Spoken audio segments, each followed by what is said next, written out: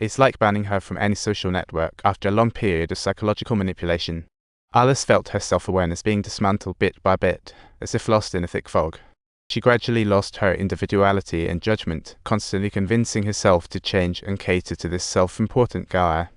For a long time, she truly believed her friends were just as her boyfriend described, finally arriving at the familiar cabin before dark. This place holds countless cherished childhood memories for her friends, and Alice's friendship with Sophie spans over 20 years. Every year, they would try to return, and this get-together was not only a continuation of their sisterly bond, but also a celebration for Sophie turning 35. At the dining table, free-spirited Sophie and Ty-C chatted about gender relations, indirectly communicating, but when Alice brought up her views on love, the atmosphere awkwardly solidified. She seriously stated that since having a boyfriend, she wouldn't date anyone else, willing to cut ties with the entire male world for love. Sophie and Ty-C were left dumbfounded, and just then, Sophie's phone lit up again. She quickly raised her phone, capturing an enticing angle of her collarbone.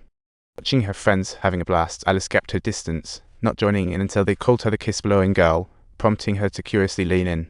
Turns out, her look was as stunning as the leading lady from a 10-year-old TV drama, prompting Alice to rush to the bathroom to check herself out.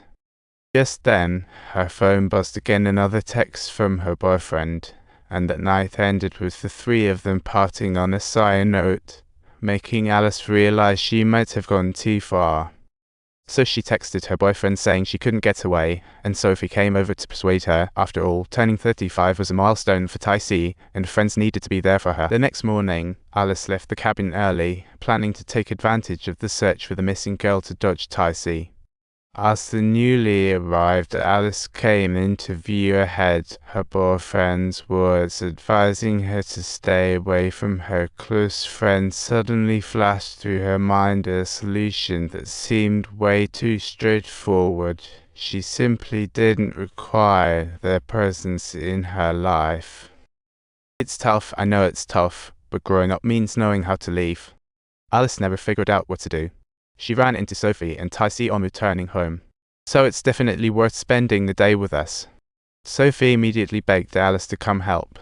Help me chop some wood.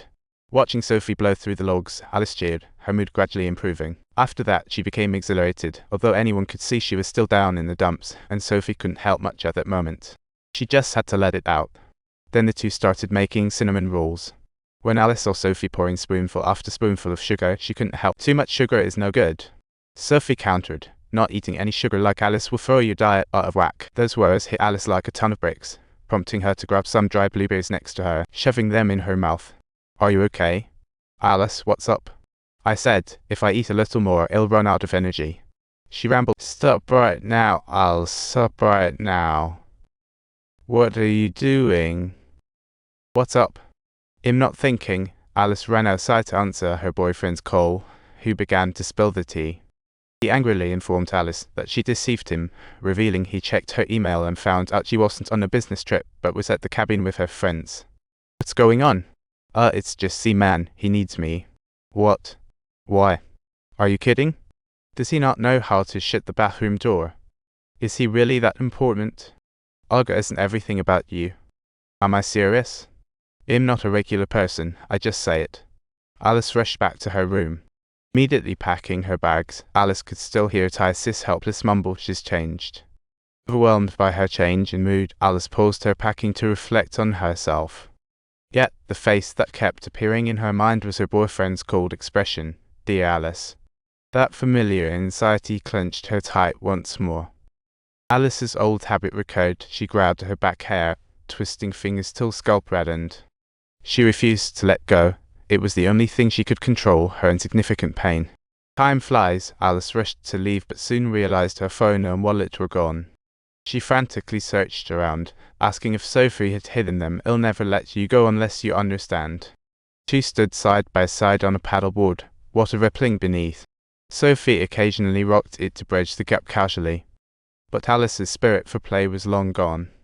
In the next second, Sophie leaped suddenly, losing her balance, and splashed into the water.